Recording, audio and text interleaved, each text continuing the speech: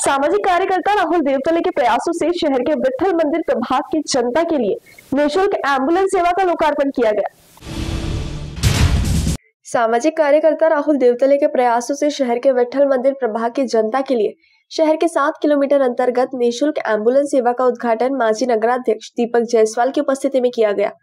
आपको बता दें कि सामाजिक कार्यकर्ता राहुल देवतले ने इसके पूर्व भी विट्ठल मंदिर प्रभाग की गरीब जनता के लिए रक्तदान शिविर, ब्लैंकेट वाटप, गरजू विद्यार्थियों को नोटबुक एवं स्कूल बैग का वितरण जैसे अनेक लोक उपयोगी उपक्रम का आयोजन करते आए हैं। इस समय राष्ट्रवादी कांग्रेस पार्टी शरद चंद्र पवार गट के नेता व माजी नगराध्यक्ष दीपक जायसवाल, बिंदु बाबू बड़केलवार, धन्ना येरेवार, अरुण गर्गेलवार, संजू जीझिलवार, वसंता पवार, मधु श्रीरामे, सुहास पिंगे, अनिल दंडे समेत वार्ड के नागरिक और महिलाएं उपस्थित थे। मागील 1 वर्षापासून विठ्ठल मंदिर प्रभागात मोफत ॲम्ब्युलन्स सुविधा उपलब्ध करण्यासाठी हा माझ्या मागील वर्षभरापासून प्रयत्न चालू होता।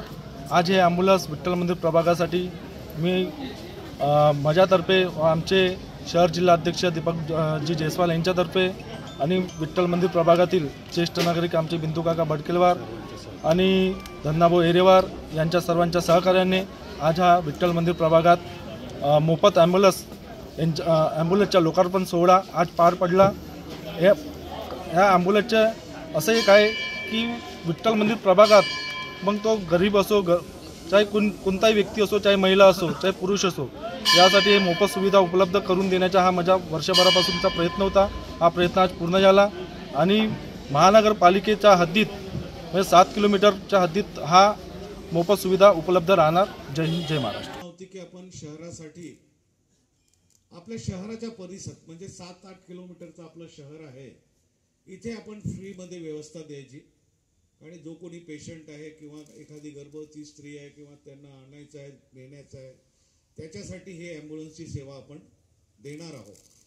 परंतु जर 7 किलोमीटरच्या नंतर जर आपल्याला सेवा द्यायची असेल तर आपण ती फुकट सेवा देऊ शकत नाही, कारण की आज डिझेलही महाग झालेला आहे। म्हणून मी त्याला म्हटलं की बा त्यांच्याकडून आपण जे काही डिझेलचे पैसे आहे ते आपण घ्यायला पाहिजे, नाही तर मग ते आपल्याला परवडणार नाही आहे। कारण की शहरामध्ये आपण कसंही खर्च भागून घेऊ, कारण की ड्रायव्हरचा खर्च आहे, त्याचं मेंटेनन्स आहे, सर्व गोष्टी लागतात।